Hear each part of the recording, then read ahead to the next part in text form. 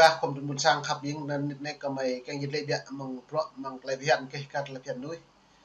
đến cái mày màu mạ sao video bởi anh đi lần trả tạch nhau màu rõ về cơ mục na đang công sát Việt Nam cơ tờ lại như mạ nhẹ sát đỉnh cấp polo tùy toa hàng lại cái cào lại hiện núi lên đường quất cơ tờ lại đáo càng cái qua là chân chính màu tua cho sao cho bên trà mi nhà cơ pro bộ dạ pro cái cào lại hiện núi bởi anh đi chân mỹ nó như lẽ này là dần như dập như chi thế giới đang quan ngại trước tình trạng vi phạm nhân quyền ngày càng trầm trọng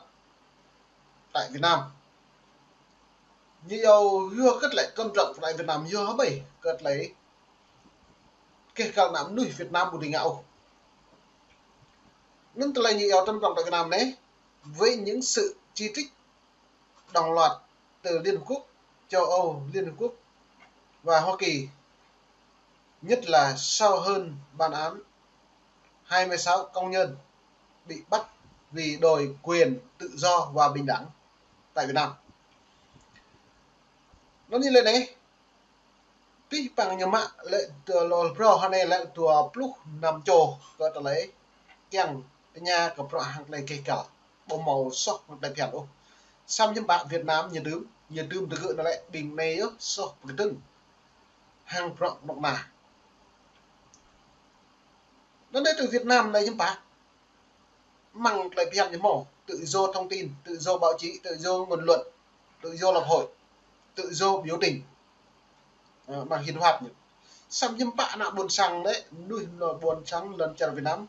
câu nào phải hẹp hàng đây kể cả nước nó mạ gỡ máu gồm lên 5 chỗ nó phát đi gỡ nó cứ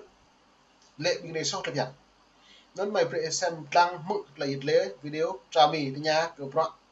bộ dạ bọn hàng này kể cả này bởi đi chặt nhau rồi.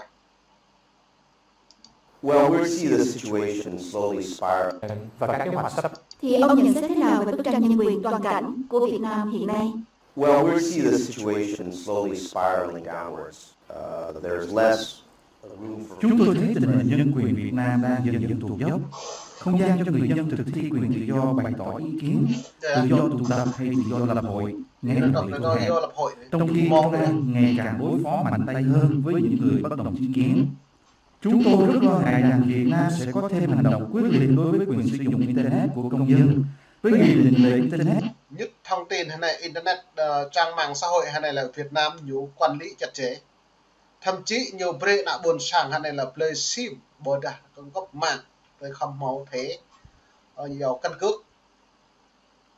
Lê Trưng nhiều màu căn chip mạng bre đã buồn sàng vừa trang mạng lại bre dự hàng lại phiền. Nhiều trong cái dự lại phiền như vậy. Nhiều mạng tập năng nhiều chẳng thị lấy dùa bằng trang mạng xã hội bởi đi lần chặt Việt Nam nó rất là nghiêm trọng lo tương cất lại nhiều mạng nuôi tưởng bù pre dùa bằng trang mạng cả dùa trang mạng không thông qua luật của Đảng Cộng sản Việt Nam non các pre từ dùa nên hắn này đã buồn sang vào rung hụi mạng cất lại rẽ Đảng Cộng sản Việt Nam tập năng càng lang tin tức tập năng càng khâu lại hình đã được đi mà đã được việc bật lên đức khiến mức khiến làng mức lệm sang lại khiến dùa cất mang lần tràn Việt Nam lại nhiều màu đinh vị coi tôi lấy trang mạng xã hội lên bằng trang mạng Facebook và YouTube và lấy như giàu cả lấy thông tin là WhatsApp như thế một pin mật này như đó lại làm nhé các bạn buồn sang lại là này lại lấy dùa điện thoại lại bố đấy bởi đi lần chặt Việt Nam thua lầu tiểu đa mạng rõ đang từng lần rồi lo điện thoại xăm mượn mặt lại hình bởi đã lại hẹp po đèn tạm địa làng đi đăng đi trang mạng chia sẻ thông tin bù hèm lão hiện tại như nó thu điện thoại thu trắc trận tầm tập năng nó mắc bỏ mò làm áo tôi là như chẳng hạn cho nên được nên mấy vệ thì mỗi trade lệ đang chỉ tích nhiều cho phép công an truy quét những ai đưa lên mạng những quan điểm cá nhân trái với nhà nước. Trong nhiều năm qua, Việt Nam có lợi thế khi Miến Điện cùng nằm trong nhóm các nước ASEAN có thành tích nhân quyền tệ hại. Hà Nội trước đây có thể chỉ vào Miến Điện mà nói rằng nhân quyền của Miến Điện còn tệ hại hơn chúng tôi nhiều. Hãy để ý tới Miến Điện, đừng làm khó chúng tôi quá. Giờ đây tình đã thay đổi. Nay Miến Điện đang có những tiến bộ đáng kể về nhân quyền. Nhiều cơ quan nhân quyền quốc tế và các nước cấp viện đang có những cái nhìn khác đối với nhân quyền Việt Nam. Giới học giả, giới hoạt động và giới ngoại giao đang bàn tán rằng liệu Việt Nam có thể thế chỗ Miến Điện trở thành nước có nhân quyền tồi tệ nhất trong khu vực Đông Nam Á. Giữa những điểm tối mà ông vừa nêu ra, có dấu hiệu tích cực nào chứng tỏ là Hà Nội không hoàn toàn làm ngơ, mở ra cũng có phần nào lưu tâm tới những quan ngại của quốc tế về tình hình nhân quyền Việt Nam hay không? There are some areas where we have seen some signs of progress. For instance, on the issue of Có một số lĩnh vực mà chúng tôi thấy có vài tín hiệu tiến bộ. Ví dụ như về quyền của người đồng tính hay người ta lại tiến bộ bởi đi Việt Nam là lại nhớ giáo ủng hộ người giáo người đồng tính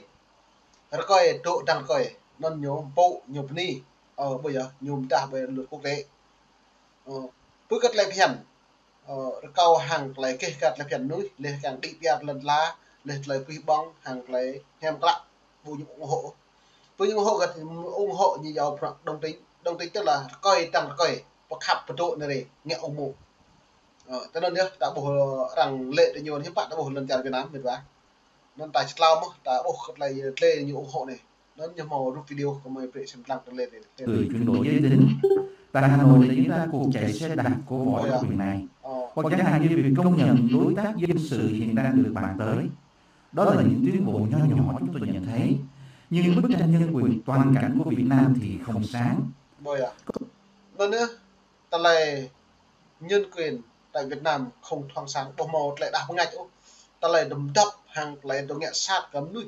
lại bù cái từng hàng lại cái cả lên từng lúc nào nhiều câu quyền như tuy như mắc lên từng càng tuy loài cái nhiều dùa sót lại phiền từ đây như bạn cứ lại như lấy bạn cứ dưa sót lại phiền cái cả nữa sót lại cứ lại dưa sót lại phiền lúc nào đáng còn sang Việt Nam đừng rồi nên là có nước trao đổi với ông xoay quanh những việc thực thi bộ luật nhân quyền tại Việt Nam, nhưng trong đó Việt Nam đã cái khó khăn nhưng người đang đối thoại về nhân quyền như vậy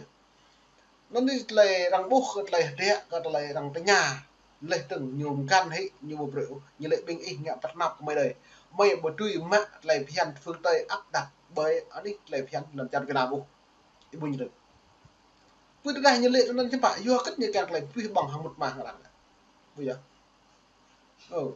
mong ý chẳng mút mà chả răng lại bị tiền lại không thực thi cái bộ luật này nhé luật lệ trước tiên luật ban ta lại tự do thông tin này, tự do báo chịu này, tự do lập hội này ca bữa lễ lại vấn đề cái nhân quyền sắp bằng thông qua luật như căn tôi lắm nhiều lệ cả đằng lệ bầu tùy áp đặt lời phiền nè với chứ lần chào quạt lệ không được truyền như giáo can thiệp truyền để bộ với nhau nên ta lại như giáo lý cồn thì nhiều lại bởi vì pro này mong đường đi nhiều cái đằng lại rung răng hàng lại rút nhiều mừng điểm đắp và nên bằng thế giới đang trao đổi cái vấn đề luật nhân quyền lại nên hàng hóa Việt Nam mừng điểm đắp ta buộc luôn ta cái lại rung răng hàng lại lịch làm thì bộ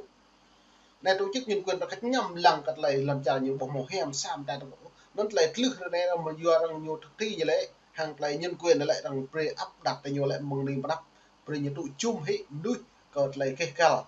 mong anh ấy làm trả đánh nhau bình nước đang hòa lúc thấy chiến tranh sau đi còn lại quân lính bị ngụy đương đi pre như đầu đang hòa trở lại hai đợt hiếm bại như chiến lược đã bộ này nên tầm về pre xem lăng lại lên này lại đoạn về lại cái cả tập hiện nước bởi anh ấy làm trả Việt Nam. Có điều gây ấn tượng là người dân Việt Nam vẫn tiếp tục sẵn sàng công khai đòi quyền của mình dù biết rằng sẽ bị nhà cầm quyền trả thù. Các nhà báo đồng chính kiến can đảm rồi giờ nó Việt Nam lại luôn nuôi càng đã đi cái lại so sát xăm mà luôn nuôi mà hội từng cái lại phía cái lại trả thù và môi tôi nhờ dòng trời nhiệt độ chặt mi đi như càng đã đi cái lại so sát cái dần bằng trong bộ đảng cộng sản xăm bậc hiện đã đi lại nhưng bạn lại xem nhiều nhờ prai rung bị mà cái tập nàng cái gì một nạn cái tập nàng nhẹ sát cái nông dày giờ nó hàng này tương bình nuôi Việt Nam hàng này là bậc hiện đâu đã đi đa số được hiện ra số lưu nó lại một hiện đạt được con nào nghèo còn lại phi bằng đấy chứ ai nhận lại này phi bằng vật chỉ về làm sẽ mất việc vả còn lại double này nên về xem tăng được lấy lên sẵn sàng lên tiếng thể hiện quan điểm và quyền tự do ngôn luận của công dân. Quốc tế vẫn tiếp tục áp lực đòi Việt Nam cải thiện nhân quyền, nhưng như ông vừa mô tả, nhân quyền của Hà Nội lại không ngừng tệ đi. Nguyên nhân vì sao theo ông? Well, that's a good question. we still see not enough pressure from the international community. Chúng tôi vẫn thấy áp lực từ quốc tế vẫn chưa đủ đối với Việt Nam. Ngoại trưởng Hoa Kỳ Hillary Clinton đã nhắc tới nhân quyền của Hà Nội trong chuyến thăm Việt Nam và những nhà không khước từ nhân quyền của công dân, mà họ chỉ trừng phạt những người phạm pháp để bảo đảm một xã hội tuân thủ luật lệ. Một bên gọi là các nhà hoạt động nhân quyền, còn một bên gọi là những người phạm pháp. Làm thế nào để giải quyết vấn đề khi bên bị tố cáo là Việt Nam và những người tố cáo là quốc tế? Nhìn nhận sự việc từ hai hướng khác nhau như thế. Well, the fundamental problem is this. Vietnam's laws are not in line with its international commitments. Vấn đề căn bản là luật của Việt Nam không phù hợp với cam kết mà họ đã ký với quốc tế về nhân quyền. Thế bố lại, vấn đề luật Việt Nam lại bố dự hàng lại phiền đi bồn grong bởi anh ấy quốc tế liên quốc. Nên môn này chơi điều free đi phi phăng mệt vài, cùng với buồn sang, lọt chữ môn lại, mong đi môn thắng, mình đủ đi.